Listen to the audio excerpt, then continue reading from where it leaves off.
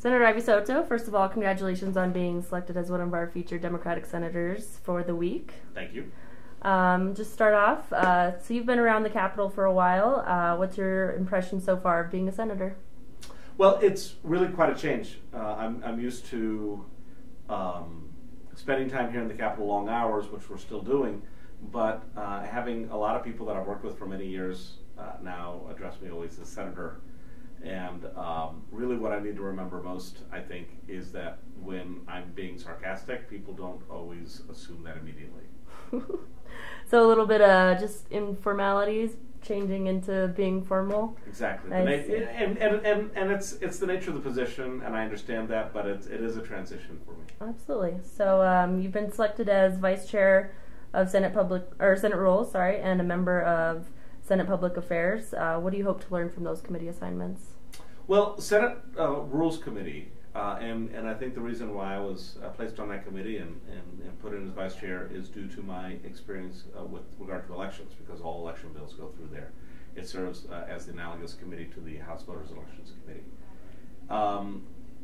One of the other major responsibilities of the Senate Rules Committee is to evaluate the governor's appointments and make recommendations as to confirmation or not confirmation with regard to those appointments. And so that is going to be an interesting process as we go through, and having the opportunity to ask questions and see the applicability of people's skills to the task that they've been given.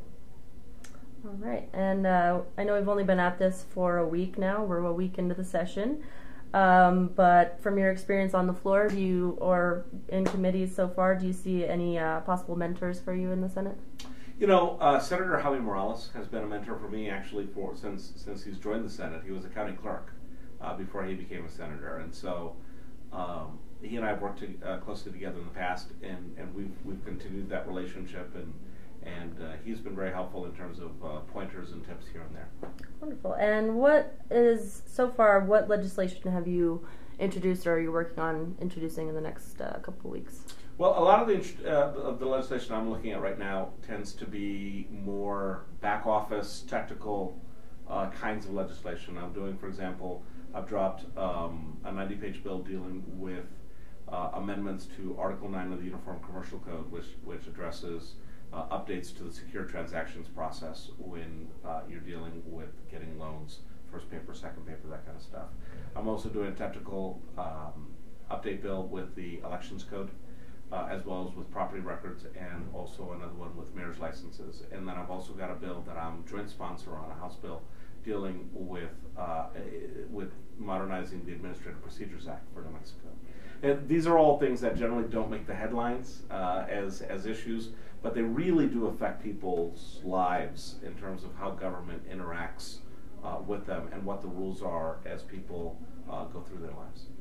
All right. And as far as upcoming debates, floor debates on contentious issues that we can anticipate being brought up, what do you think is going to be the longest debate had in the Senate this year?